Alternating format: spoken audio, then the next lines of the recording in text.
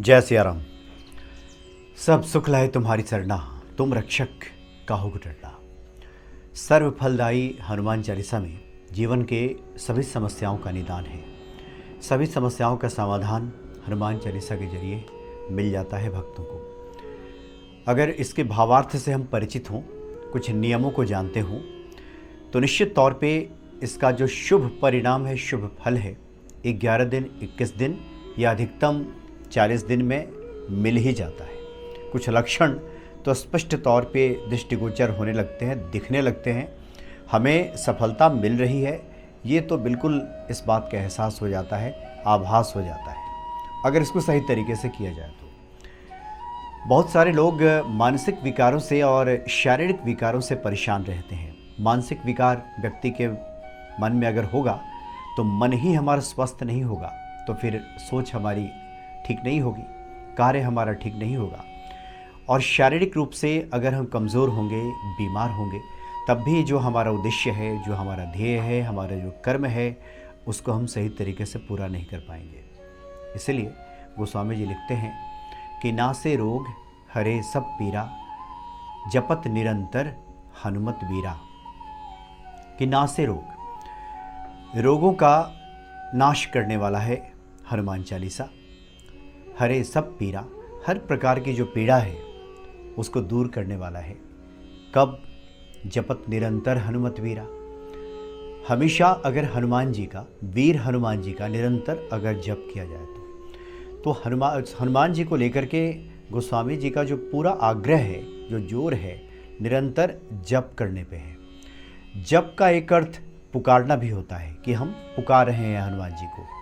एक इसका अर्थ चिंतन करना भी होता है कि मन में हमारी ये बात चलती रहे। जपत निरंतर, हालांकि कहीं कहीं पढ़ने को ये मिलता है जो सुमिरे हनुमत बलबीरा, ये भी कहीं कहीं छपा हुआ है। तो जपत निरंतर हनुमत बीरा को ही हम लेकर के चलते हैं कि नासे रोग हरे सब पीरा, जपत निरंतर हनुमत बीरा। जो निरंतर जप करता रहेगा उसके रोगों का नाश हनुमान जी कर देंगे, हर प्रकार की पीड़ा का नाश कर देंगे, हर प्रकार की, मानसिक हो, शारीरिक हो, हर प्रकार की। तो जप पे आग्रह है। जप यानी कि चिंतन, सोच, जो चिंतन मनन है, उसमें अगर हनुमान जी हमेशा रहे, हमेशा हम पुकारते रहें, तो मुक्त कर देंगे इस बीमारी से, चाहे मानसिक हो चाहे शारीरिक हो। अब गोस्वामी जी का आग्रह निरंतर पे क्यों है, निरंतर जपने, निरंतर चिंतन में लाने पे क्यों है? क्योंकि आजकल के जो मनोचिकित्सक हैं, जो चिकित्सा शास्त्र वाले लोग हैं, जो डॉक्टर्स हैं, जो वैज्ञानिक हैं, इस बात को मानते हैं कि बहुत से मरीजों का जब वो इलाज करते हैं तो ये देखा गया है कि जिन मरीजों का आत्मसम्मान, आत्मविश्वास, आत्मबल बढ़ा हुआ रहता है, जीवन के प्रति जिनके मन में आशावादिता रहती है, वो जल्दी स्वस्थ हो जाते हैं। चाहे कितने भी महंगे चिकित्सकीय उपकरण हों, हॉस्पिटल हों, अच्छे डॉक्टर्स हों, व्यक्ति के भीतर अगर आत्मविश्वास की कमी है, आत्मसम्मान की कमी है, आत्मबल की कमी है, उसे लगता है कि क्या फ़ायदा मेरे जीने का, जीकर क्या करेंगे, कौन है मुझे पूछने वाला। तो फिर इस तरह के भाव जब आते हैं तो डॉक्टर्स के लिए बहुत मुश्किल हो जाता है ऐसे व्यक्ति को रिकवर करना, ऐसे व्यक्ति को स्वस्थ करना। जो लोग भी बीमार हैं और हनुमान चालीसा या हनुमान बाहु का पाठ करते हैं और वो ठीक नहीं हो रहे हैं, उनसे अगर बातचीत कीजिए तो अगर वो लंबे समय से बीमार हैं और लंबे समय से पाठ भी कर रहे हैं, तो इसी मूल भाव को नहीं समझते कि क्यों गोस्वामी जी कह रहे हैं कि निरंतर जपने की आवश्यकता है, निरंतर पुकारने की आवश्यकता है, निरंतर उनको चिंतन में रखने की आवश्यकता है। क्योंकि व्यक्ति अगर हनुमान जी का चिंतन नहीं करेगा तो कुछ न कुछ तो चिंतन करेगा, क्योंकि स्वभाव है मनुष्य का। कभी भी एक क्षण के लिए भी व्यक्ति खाली नहीं बैठ सकता।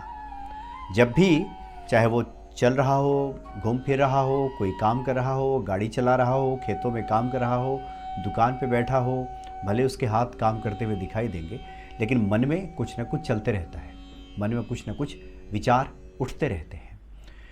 और बहुधा ये वो विचार, ये इस प्रकार के चिंतन होते हैं जो हमारे ही शरीर के उपचारक शक्ति को बाधा पहुंचाते हैं।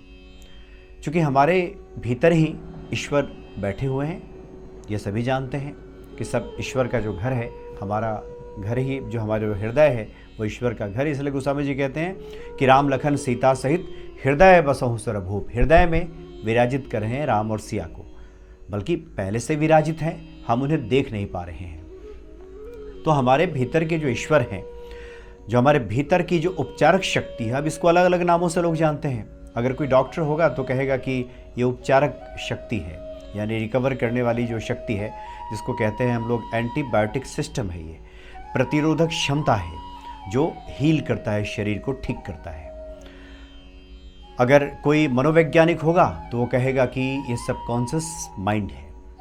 जो आध्यात्मिक जगत के लोग हैं वो कहेंगे बैठे हुए ईश्वर हैं। बात एक ही है, अलग अलग नामों से लोग संबोधित करते हैं। जिसका जो क्षेत्र होता है, फील्ड होता है, उस नाम से पुकारते हैं। गोस्वामी जी कहते हैं कि वहाँ पे राम लखन सिया जी को वहाँ बैठाना है, उसी जगह पे।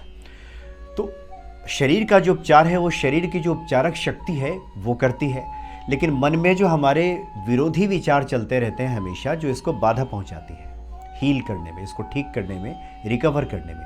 अब दवाइयां हम खा रहे हैं, हनुमान बाहुक का पाठ भी कर रहे हैं, नासे रोग हरे सब पीरा, जपत निरंतर हनुमत बीरा कह भी रहे हैं, लेकिन मन में जो चिंतन चल रहा है बिल्कुल इसके उलट चल रहा है कि दवाइयाँ खा रहे हैं, कितने डॉक्टर हमने बदल लिए, दवाइयों पे दवाइयाँ, इतना खर्च कर दिया हमने। कुछ लोग तो कई बार वो डॉक्टरी इलाज पे जो खर्च किए होते हैं उसी को बता करके मतलब फूले नहीं समाते, कहते हैं हम तो बस 3 लाख खर्च कर दिए, 6 लाख खर्च कर दिए, इतने उसमें गए थे उस हॉस्पिटल में, इतने महंगे हॉस्पिटल दिखा रहे हैं डॉक्टर।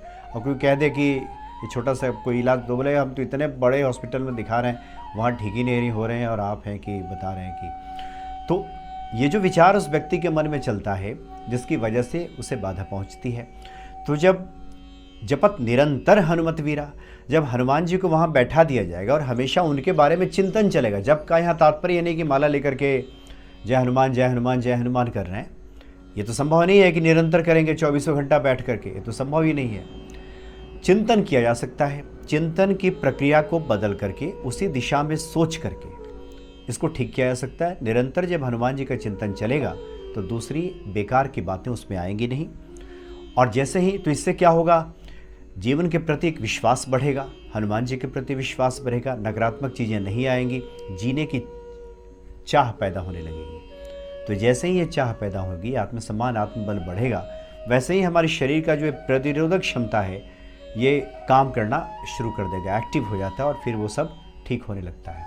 इसलिए दवाइयों के साथ साथ जो लोग हनुमान चालीसा या बाहुक का पाठ करते हैं या नासे रोग हरे सब पीरा, इसका जप करते हैं अनुष्ठान के तौर पे भी, इस तथ्य को जब समझते हैं तो इसका रिजल्ट उनको बहुत जल्दी मिल जाता है। अब जैसे हनुमान बाहुक के बारे में कहा जाता है कि आप हनुमान बाहुक का पाठ कीजिए, वहाँ पात्र में जल रखिए और पाठ करने के बाद उस जल को ग्रहण कीजिए। इसका तात्पर्य भी यही है कि वो जो पॉजिटिविटी है जो हमने पाठ के जरिए उस जल तत्व में जो डाला है, चूँकि जल उसको बहुत जल्दी ग्रहण करता है, तो उसको फिर हमने उसको खुद के भीतर समाविष्ट किया, पी गए, अंदर डाल दिया, तो फिर उससे भी बदलाव होता है। एक ये भी थेरेपी है।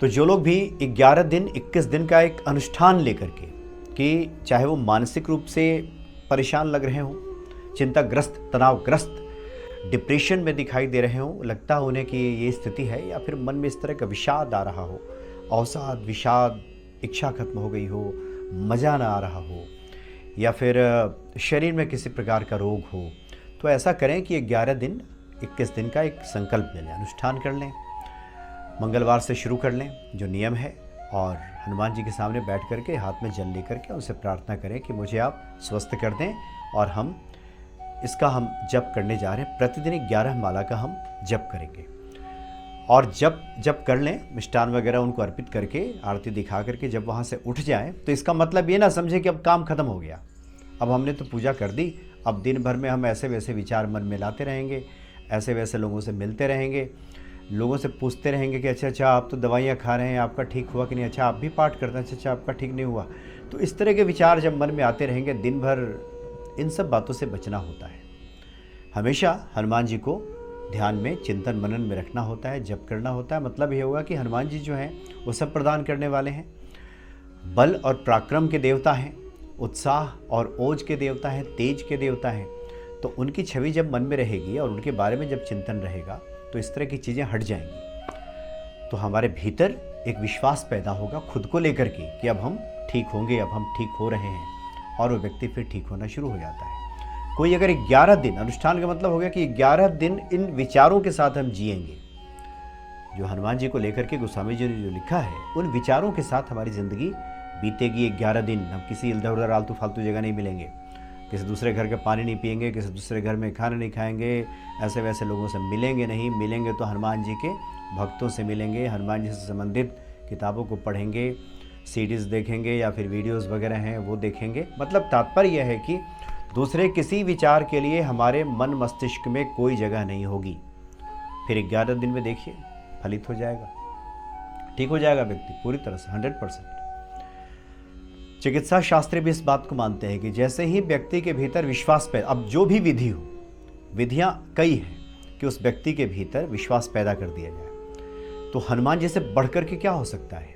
ये तो बहुत जल्दी, ये ऐसी विधि है, हनुमान जी तो ऐसे देवता हैं, संकट मोचन है, जो संकटों का तुरंत हरण करते हैं। आपका प्रयास और हनुमान जी का आशीर्वाद, हनुमान जी कृपा, ये मिल करके बहुत जल्दी काम करेगा। तो जो लोग भी परेशान हैं, 11-21 दिन का अनुष्ठान लीजिए और इस चौपाई का जप कीजिए।